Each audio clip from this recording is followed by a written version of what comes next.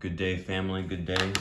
We are going to be talking about yoga mats. Obviously it's like, hey, I'm going to go to my yoga class for the first time. What yoga mat should I bring? Or maybe I'm, a seasoned person and I'm just looking to upgrade a yoga mat. So for me, my personal experience, the top three for me would be, Lululemon, Manduka, and a Jade yoga mat. I think those are like the industry standards. Very reputable in their own aspects. Each brand, brings a little bit different finesse to the table, I would say. Overall, it just depends. Are you looking for grip? What's your price range? How long are you intending on practice? What's your dedication to the practice? Or maybe, a friend just, brought you in and you're just looking to try something new. Or, you just happen to use like a mat rental at a gym or yoga studio, and now you're looking to maybe, not use a handy down one that people sweat on all day. No offense to, I used to clean mats at the yoga studio, so trying to be respectful of everybody and make sure everything's nice and clean. COVID times are a little bit different, but it's all good. For me, you can find some pretty cheap, decent mats that will last you at least, a couple rounds of good yoga. But once you start practicing once or twice a day, then you might want to upgrade to something a little bit more durable, something that you can bring to a yoga studio, to the park, use on some concrete or some brick, depending on where you're going to go. If you start doing some pop-up yoga, anything like that. So for me, if you're going to get something less than $20, I would check Walmart, Ross, Marshalls, TJ Maxx. Those always have really good options. More festive ones that you can find, things that are written on it. Like I've got one that's like says that I was told there would be wine here. Another one says you are the best of the best of the best. And I think I got those in Arizona and Scottsdale at the local Marshalls, and they're maybe like $5-6. So easy pickups for, just a yoga mat that you just need extra, that, isn't too durable. Because if you got a dog with some nails on it, and the dogs love sitting on yoga mats too. And, I've got 3 dogs, and I think my German Shepherd, he had some nails at the time, and just took a little chunk out of the one yoga mat, but nothing too spectacular, nothing crazy. If I was gonna have a yoga mat for a dog, any of the top ones that I'd say was, Manduka, Jade, Lululemon, very, very reputable.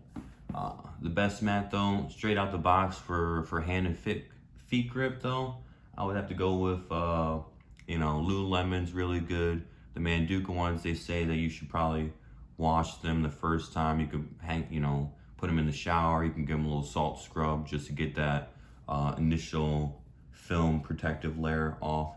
And then, Mandukas will last you an eternity, and they just get more grippier. Lululemons start out super grippy, and then they'll, start to wear their grip out. And I'd say, life expectancy for a Lululemon one might be a year, maybe half a year, depending on how vigorous. If you're practicing a lot, if you're a teacher, it depends if you practice during your teaching sequences, or if you're just, practicing after. But I'd say, then there's the Jade yoga mats, which are awesome, come straight out the box, super grippy, made out of more biodegradable material. At least that's what they're best at, is more biodegradable material. And their mats last a good amount of time. I would say, they're in the middle for longevity and how they're gonna go, how they're gonna deal with sweat, with being, on top of different debris, depending on the yoga fitting setting. And so I would say, the Manduka ones, best overall for grip. If you're gonna get super sweaty and stuff like that, then the Manduka ones won't fail you, especially for the hot yoga classes, for the Bikram classes. They just offer a wider range too of selection. I'd say Manduka is best at yoga mats, and I would say Lululemon's best at yoga apparel, and then Jade yoga mats are great at yoga mats also. and offer a more eco-friendly version. Although yoga mats from Manduka they do have biodegradable ones. I've got the Manduka Eco Light, which is a travel mat. It's less than 2 pounds, you know, a little bit more thinner, but made of biodegradable tree fiber. And I've had that yoga mat for over 10 years. I even bought 2 of them when I was back working in Columbus, Ohio for Victoria's Secret. So, you know, Manduka's got, you know, biodegradable ones, and then they've got, you know, all of them are pretty eco-friendly. And their best mats would be the Black Mat Pros, or just the Pro series. Just super durable. You can literally, you know, bring them in the ocean, bring them on the sand, brought them on, you know, mountainsides for just doing some pop-up videos out in Arizona. You know, literally, you know, could be on jagged rocks and just be perfectly fine on one of the normal Manduka Pros. So I would say those are, you know, each has its own little caveat, but for best for grip overall, I would go with the Manduka. And then longest lasting mat too, just depends, you know, where you're using the mat. If you're just gonna, you know, just put it down for aesthetics, or if you're gonna be, you know, going to a hot yoga class once, twice a day, you know, more than 5 times a week, you know, you're definitely gonna be, you know, putting some hand grip there, some feet grip there. You'll notice, you know, wear marks in those areas when you're in down dog and flowing through your vinyasa if you don't have a yoga mat that's, you know, at least adequate thickness. But you don't want the thick and squishy ones. You know, those ones are hard to get grounded on, especially when you're doing like balancing poses and stuff like that. It might seem, you know, there's a time and place. You know, you can have a squishier mat if you're going to be doing a little bit more yin yoga, you know, coming from all fours to just doing some yoga stretches that are more sitting on the ground and more recovery. Going to be doing them for, you know, holding the poses for longer durations. So it always helps to have a little bit cushion, you know, instead, especially if you don't have like a yoga block, or, you know, one of the yoga blankets, you know, to cushion, put underneath your knee if you're on like a harder surface. So, you know, sometimes the good squishy ones that you can get at like Walmart, you know, more in the exercise department, are pretty solid. But overall, you can get a thicker Manduka mat and be set and straight. You know, the Manduka ones, I've seen them last over 20 years. I've seen, you know, handy-down ones. I've given handy-down ones, and literally you can buy a yoga mat from Manduka and then use it for 10 years and still give it to, you know, your best friend, and they'll still be able to use it for another 10 years or so. I mean, I've never seen a Manduka one rip. For travel mats though, I definitely gotta go with the Manduka Eco Light travel mat. Super portable. They fold up easily, very conveniently, and they're just, you know, exceptional. I've taken, literally, if I'm taking a backpack, I took it to New York for a Little Dragon concert, and just to see some of my other yogi friends, and had a North Face book bag, had a bunch of Lululemon clothes to last me 3 days, so I didn't have to do laundry, and then just had the Eco Light travel mat just folded up right there in the same book bag, right on top, plenty of space, and just had that peace of mind that literally, I mean, I could, you know, lay down in the park for a little bit of breather when I was rollerblading. So I had my rollerblades in my book bag, and I had, you know, probably 3 days worth of Lululemon, and then I had my Manduka Eco Light travel mat, and I was able to do some pop-up yoga in studios, on the rooftop, on some brick roads out there in New York on the island, and then even took a little nap in some rose bushes right there on the water's edge, just in the grass, and perfectly fine. So, you know, best overall for traveling, I would say, you know, like the Manduka Eco Light travel mats. They're not that thick, so, you know, they go good paired with you know, Yogi Toes mat towel.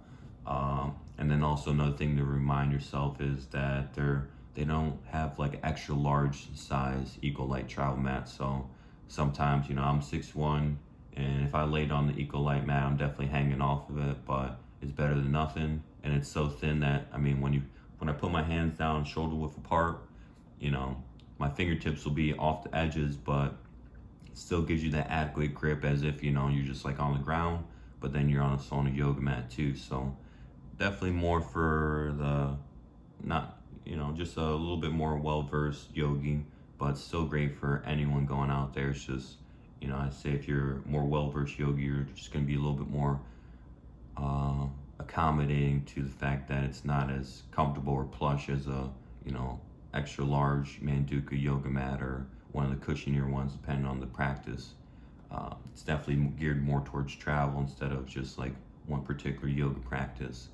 But super lightweight, super durable. I still have both two of mine for over 10 years, and I brought my Eagle Light one here to Miami. So, that was the first yoga mat I had before I bought some over at Marshall's and before I brought some from home. So super grateful for, Manduka making the travel mat. And another good thing about yoga mats is that, even if you buy like a cheaper one from like Marshall's or something like that, you can always decorate it. You're less, constraint on, taking care of it, I guess, in the sense of having to baby it. If your babe a $90 yoga mat or $120 yoga mat compared to a $5 yoga mat, the $5 one's a little bit more expendable than the $120 one. If I'm got a Manduka yoga mat, I'm definitely, keeping an eye on it wherever I, am, because it's a good investment. It's a lifetime investment, so it's not something that you care to leave, at the yoga studio or something, park or anywhere super unattended. But the best aspect, I'd say, if you're gonna get, a cheaper mat is, even if you had a regular mat, you can write on them. You're less caring if they get maybe torn up or if, like people are walking all over it. Just because, people have different etiquette when you're out in public, on a yoga mat. They're just used to thinking it's like a gym yoga mat. So they're gonna, it's like, for me, yoga mat's like home base. And it's, a little magic carpet ride if you're, into Aladdin. It's just, like the end all, safe space.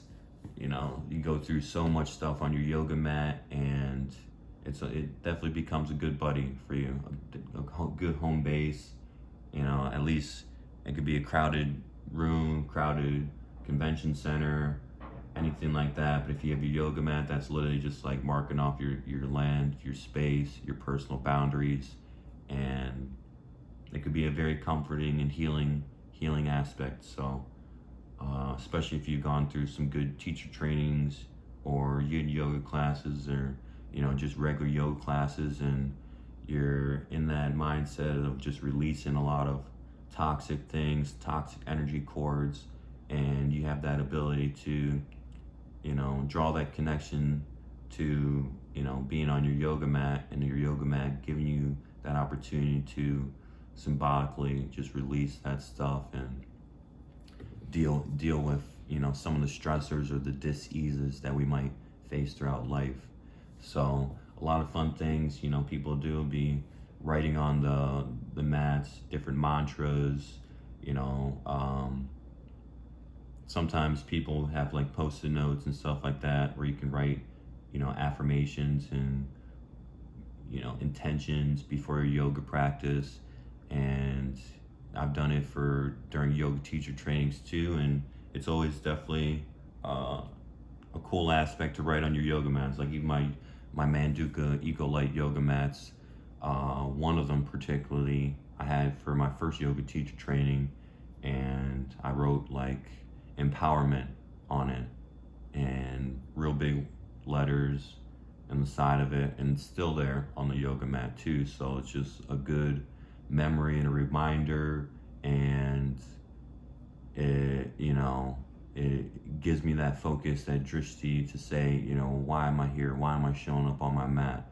What is my why for, wanting to better myself, or to go through and filter through these emotions that are coming up, whether on the mat or off the mat.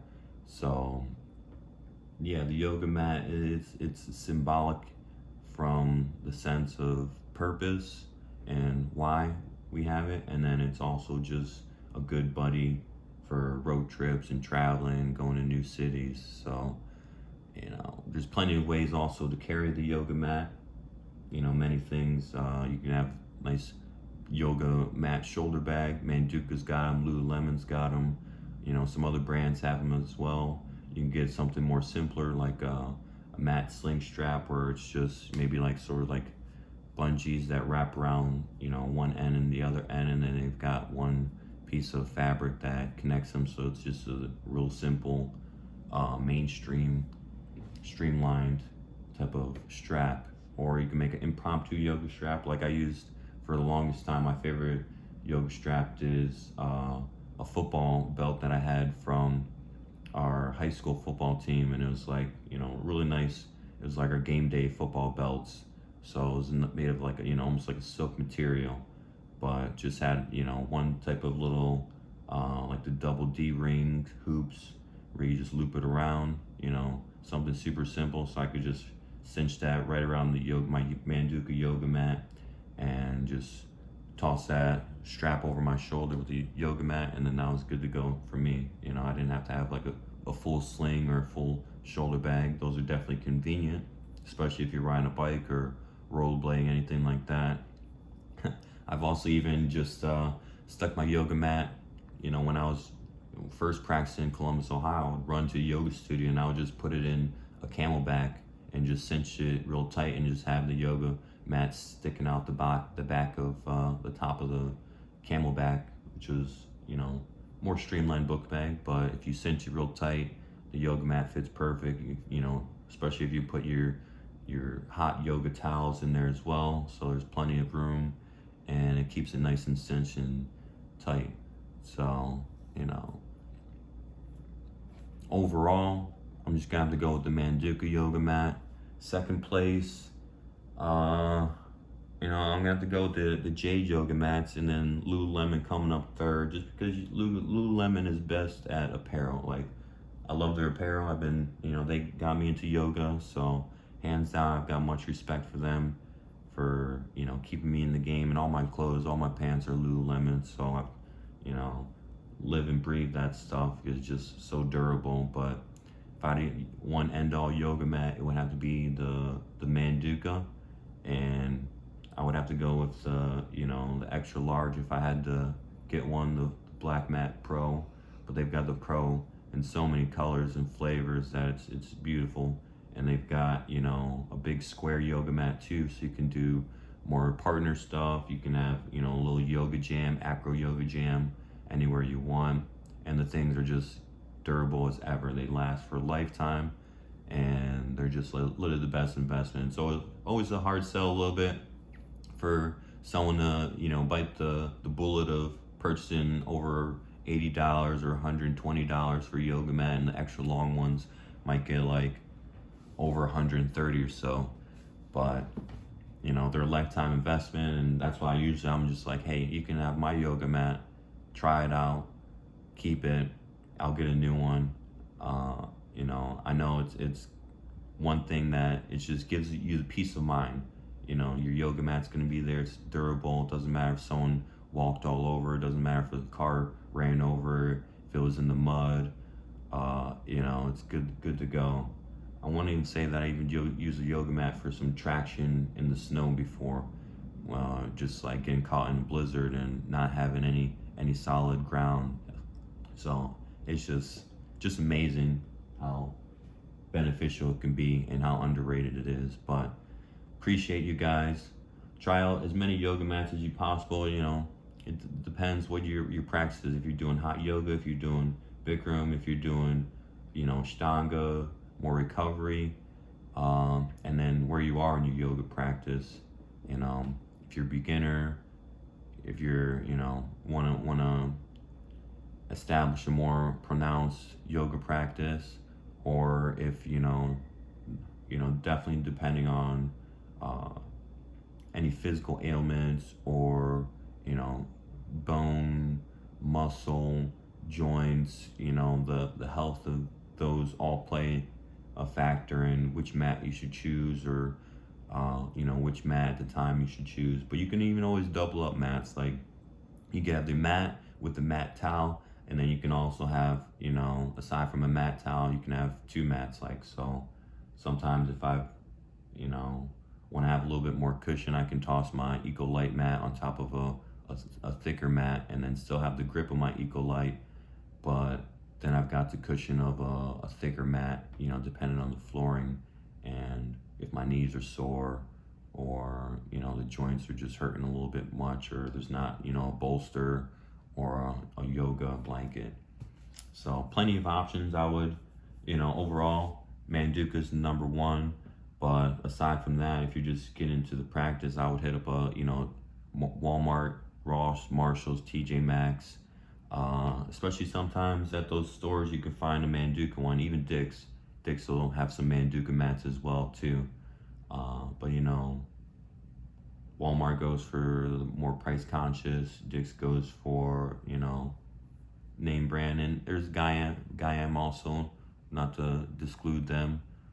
They're definitely more on the less expensive. So you can find those at, you know, Dick's or Walmart, or, you know, Marshalls, Ross, and TJ Maxx. But Ross, Marshalls, and TJ Maxx usually have like the hidden gem ones that are good and, you know, more novelty.